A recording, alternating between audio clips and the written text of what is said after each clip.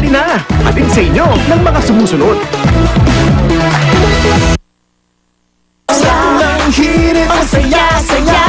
Sa unang hirit, unang hirit. Okay mga kapuso, tuloy-tuloy po ang ating servisyon. Totoo ang ating bloodletting at blood type testing dito po sa Barangay Payatas, Quezon City.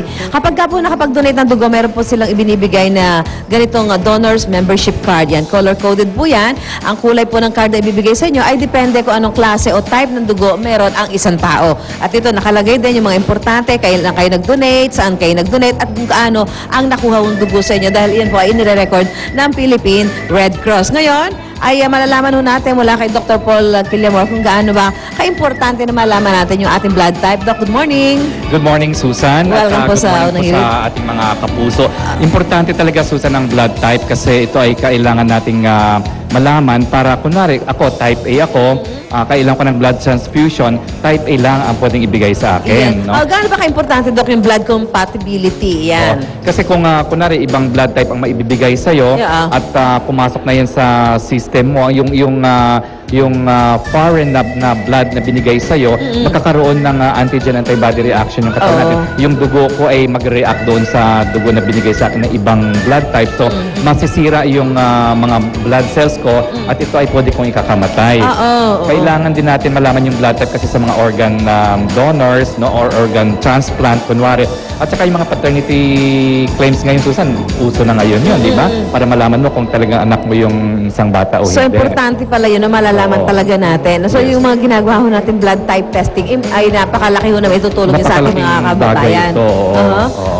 Yung pag-donate ho ng dugo as much as possible, magawa sana natin once a year. Yes. Diba? At saka kung alam naman natin na wala tayong medical problem, wala tayong hepatitis or Healthy diabetes, tayo. very fit tayo, mag-donate tayo kasi kailangan natin yon.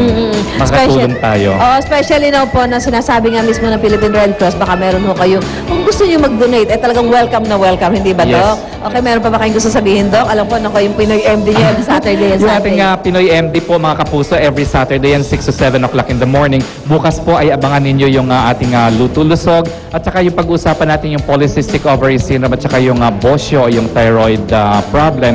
Pag Sunday naman, 7 to 8 o'clock naman tayo ng umaga at pag-uusapan natin dito yung mga ibang pangpaganda, mga tips at saka yung mga bida natin sa ating munting heredera ay magkabanat po to. At pinaka-importante, Susan, isi-share natin yung experience ni Connie, yung ating mahal na Connie Season, na kung saan ay sumailalim siya sa 2 operasyon. Yung turbinoplasty tonsillectomy para sa kanyang sleep apnea. Matapang niyang hinarap lahat yon at makikita natin yan sa Sunday. Ayan. So, subaybayan ho nito. Sabado at Linggo po ang Pinoy MD. Doc, maraming salamat po. Salamat, Susan. Okay, so yung mga kapuso ho natin, ito pa tuloy-tuloy po ating libreng blood type testing dito po sa Barangay Payatas. Punta na ho kayo dito para may sagwa ho ang pag-test doon sa inyong mga blood type. Mula po rito, magbabalik po ako ng hirit.